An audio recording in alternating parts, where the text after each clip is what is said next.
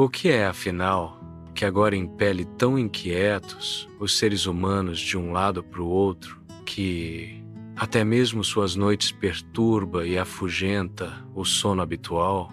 Uma pressão inexplicável repousa sobre as almas, irritando-as para as piores e mais antinaturais ações, e contudo elas estão tão cheias de medo que um leve ruído já as faz estremecer. Ninguém presta contas a si mesmo desse estado. Ninguém admite plenamente sua insegurança, porque ninguém conhece a causa de seu desenraizamento espiritual.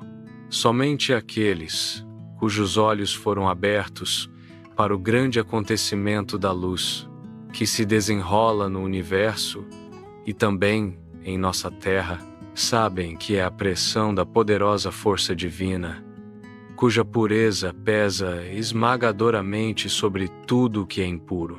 Tudo o que se afastou da luz deve sentir-se ameaçado. Tudo o que é escuro nas almas humanas precisa gritar sob os raios da luz. Há uma pergunta acima de todas as outras que agora se eleva continuamente, como um presságio diante dos espíritos inquietos e extraviados, e que não quer silenciar, embora o ser humano procure entorpecer-se com prazeres de toda espécie, ou com um afã febril de trabalho. É a pergunta pelo sentido da vida. Para que e por que vivo eu realmente? Será que o sentido da vida consiste apenas em constituir uma família, criar filhos para colocar eles diante das mesmas questões não resolvidas, exercer uma profissão que talvez outro possa cumprir ainda melhor do que eu? Ou será que o sentido da vida é justamente a vida em si, como os sábios afirmam? O que me diz essa afirmação de que a vida é o sentido da vida? Ela diz: não te deis ao trabalho de investigar mais. Não existe resposta para a tua pergunta. Portanto, deixa de perguntar e contenta-te com o fato de viver. E não pesquises pelo porquê e pelo para quê. Mas o coração humano não se deixa tranquilizar com uma resposta tão estéril. Ele quer mais, ele quer clareza, ele quer ver um alvo pelo qual vale a pena se esforçar. A vida humana sempre nos parece como um caminho cujo início repousa na penumbra de uma manhã, e cujo fim está tão distante que não podemos reconhecê-lo. Para alguns, o caminho é longo, muito longo e penoso, e de bom grado desejariam terminar ele mais depressa, se lhes fosse possível. Mas encurtar ele só é possível pela violência, e então segue-se uma queda. Em cada pessoa que não esteja completamente insensível vive um silencioso aviso contra tal agir, um resquício daquele saber de que não é o ser humano quem deve determinar sobre sua vida, sobre seu vir e seu ir, e que seria um delito interferir perturbadoramente nessas leis, e que isso teria de se vingar amargamente sobre o autor. Para outros, entretanto, o caminho é muito curto. Mal iniciado, termina inesperadamente. Por quê? Porque para uns uma longa canseira, e para outros nenhum prazo de desenvolvimento e aperfeiçoamento. Não precisa, então, o ser humano perguntar a respeito disso? Sim, ele deve perguntar. Ele não deve passar apático e indiferente por esses fatos, mas despertar um interrogar e pesquisar, um examinar e penetrar mais profundamente em si mesmo para finalmente chegar a um reconhecimento. Mas ele deve tomar uma chave na mão, se quiser abrir as portas para a terra do reconhecimento, a chave da confiança na justiça do atuar divino na criação. Leis eternas e inabaláveis imperam e desempenham com a mais rigorosa justiça, dando a cada um a sua recompensa.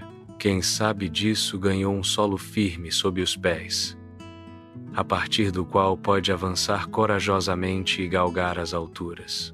Confiança na condução, cheia de amor. Toma este bastão em tua mão, ser humano, tu que carregas em ti a vontade, cheia de saudade pela ascensão. Então busca desvendar o sentido da vida, para que a possas viver corretamente, pois o reconhecimento não te é concedido para prazer, e também o fato de que podes reconhecer é apenas devido à graça, não mérito próprio. Mas ele te impõe uma obrigação. Quem pode reconhecer a verdade? Quem é atingido por seu raio luminoso? Esse deve seguir essa resplandecência por todos os seus caminhos, se não quiser tornar-se para sempre alguém sem paz e sem pátria. Mas a pergunta pelo sentido da vida está inseparavelmente ligada à outra, a pergunta pelo verdadeiro humanismo. Já algum dos teus mestres e guias pôde responder a você essa pergunta de forma plena e total? Conheces pessoas que possam dizer de si mesmas: sou um ser humano como Deus o quer? Em vão as procurarás na humanidade atual. Nem mesmo o caminho elas podem te mostrar claramente para que tu o sigas para alcançar esse objetivo. Encontramos por toda parte meias verdades, meios esforços, mas nada pleno e completo. Quer formar o próprio corpo para tornar este forte e belo, mas apenas para alcançar êxitos pessoais. Outro exercita seu espírito para abrir para si acesso a outros mundos. Outro conclama ao desprendimento do terreno como meio para a bem-aventurança. Pequenas sementes aqui e ali. Pequenos brotos que desejam crescer para o dia. Mas nenhuma árvore vigorosa e profundamente enraizada em solo seguro, estendendo amplamente seus ramos de forma protetora para abrigar os mais fracos. O verdadeiro humanismo. Quão distante está o mundo atual disso? Quão afastado está até mesmo de ansiar por isso? O que não é reconhecido, o que não é sentido como falta, não pode ser ansiado. Assim vive o ser humano em deserto árido e já não sabe que existem campos férteis, florescentes e ensolarados que também teriam espaço para ele se ele os buscasse. Contudo, buscar esses campos férteis deve ele mesmo fazer. Eles não virão ao seu encontro. Na terra do verdadeiro humanismo, floresce a flor, amor puro, e ao seu lado outra, que se chama fidelidade à vontade de Deus. A mais intensa vida reina ali, atividade diligente por toda parte. Nenhuma mão permanece parada enquanto puder mover-se. Obras são criadas numa silenciosa alegria que lhes confere um brilho que lembra a luz radiante dos céus. Pois todas essas obras fluem da adoração a Deus. Toda ação, cada pensamento está de modo imperceptível e, contudo, também inseparável, ligado a claros raios de luz. Cada sentimento forma-se numa palavra pura ou numa ação alegre. No olhar interior para o alto, vivem os verdadeiros seres humanos, sempre na união com a luz, sem a qual não podem existir. Seria-lhes como se lhes fosse retirado o ar para respirar. Se tivessem que existir sem essa ligação irradiante, que é a fonte de toda a sua habilidade e de toda a sua força, firmemente repousam na força fluente da luz, e a partir dela, criam beleza e pureza. Mas o ser humano de agora não conhece mais essa ligação com a luz, até zomba de uma tal possibilidade, pois ela não é visível para os olhos terrenos. Somente pode ser vivenciada com o coração e com o espírito. Contudo, ela existe, e unicamente ela contém forte vida em si. Ela é a fonte da força, da qual se forma o verdadeiro humanismo. Essa ligação luminosa também existe entre ser humano e ser humano, ali onde vivem verdadeiros seres humanos. Ninguém deseja reprimir o outro para tomar seu lugar. Ninguém inveja o outro por aquilo que não possui, quer seja um dom, uma habilidade ou qualquer bem. Cada um sabe que deve conquistar para si mesmo, através do próprio crescimento, aquilo que lhe é concedido e que, tomando o lugar de outro, não poderia ser feliz, pois esse não é o seu solo, a partir do qual ele pode crescer e formar. Ao redor de cada verdadeiro ser humano vibra e paira uma fina rede luminosa de pensamentos e sentimentos claros que o tornam iluminado. Torna cada um feliz de olhar nos olhos do outro e ali encontrar a mesma felicidade que o ilumina e aquece. Olhai agora para vossos anos na terra, que vos foram dados pela graça de Deus, para que os utilizasseis para vosso desenvolvimento. Cada um deles deveria conduzir-vos mais alto, mais perto do verdadeiro humanismo, tornando-vos mais ricos em conhecimento e força. Vós usastes esses anos de tal modo que eles podem vos auxiliar a subir? A maioria das pessoas os dias escorrem pelas mãos como uma moeda insignificante. Elas ficam felizes quando outro dia de trabalho termina. E até os domingos, que deviam ser os dias do Senhor, significam para elas apenas uma pausa na labuta terrena. Mas o tempo flui incessantemente e corre adiante, segue-se um ano após o outro.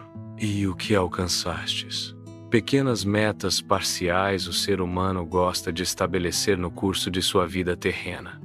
Deseja alcançar isto ou aquilo, deseja gozar disso ou daquilo, antes que a morte o chame. Mas se vos examinardes honestamente quanto ao valor dessas metas, deveis negá-lo, pois que importância tem para vosso espírito o fato se tiverdes satisfeito uma ambição, ou se tiverdes sido o primeiro ou não em alguma posição na terra. Nenhuma glória terrena, nenhum poder terreno e nenhum bem terrestre podeis levar convosco para o outro mundo que vos aguarda. O espírito é o vosso verdadeiro e real eu, não o corpo terreno. Este perece como uma folha que cai da árvore no outono, mas o espírito vive, quer queirais ou não, pois ele é uma centelha luminosa de uma fonte eterna. Não é o repouso eterno a meta digna de aspiração para o espírito vivo, como gostam de imaginar os comodistas, para que toda responsabilidade, sim, todo esforço lhe seja tirado. O desejo pela calma eterna é um covarde sonho de felicidade dos espíritos preguiçosos.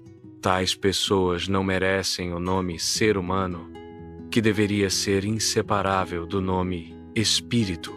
Elas não são dignas do raio de força que anima incessantemente a criação e vivifica todos os seres com sua pura e indizível bem-aventurança. Essas pessoas teriam de adormecer para despertar num final aterrador. Não é o repouso eterno o alvo e o sentido da vida, mas sim o contrário.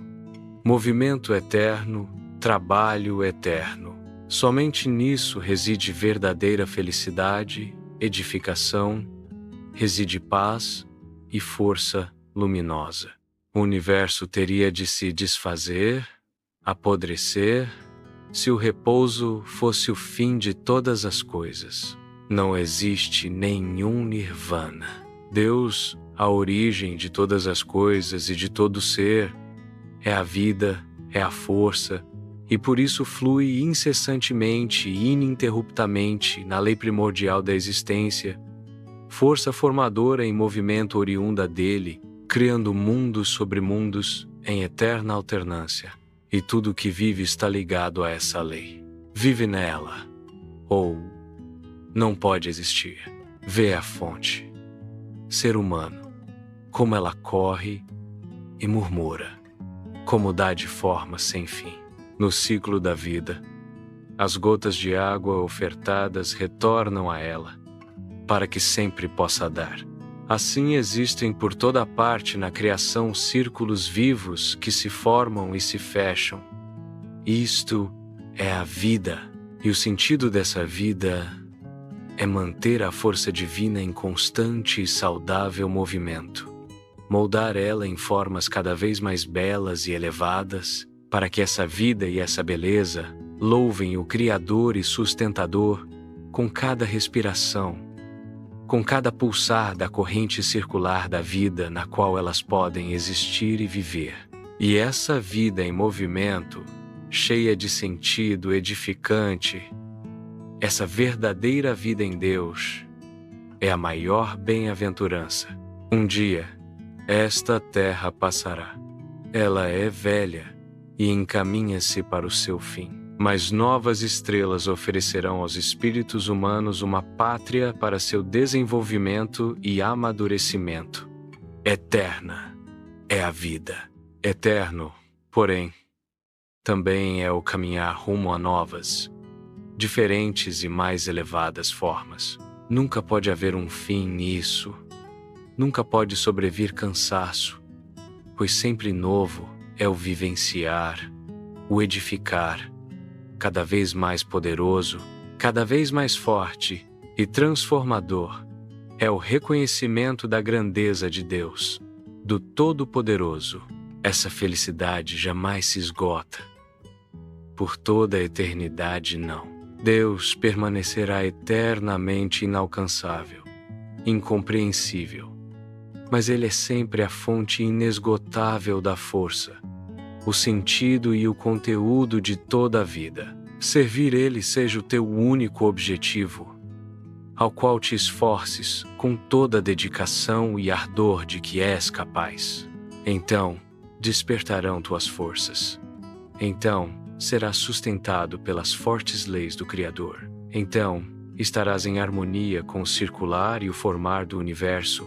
Então ouvirás, dentro de ti, a sonoridade das esferas, e te juntarás ao seu canto jubiloso, em honra do Altíssimo, do Único e Eterno. O sentido da vida é servir a Deus para agradecer a Ele pela graça de poder existir por meio de sua força. Portanto, serve e vive, espírito humano. Desenvolve-te num atuar ativo para que possas subir degrau por degrau às alturas bem-aventurada da paz eterna e luminosa, da felicidade radiante.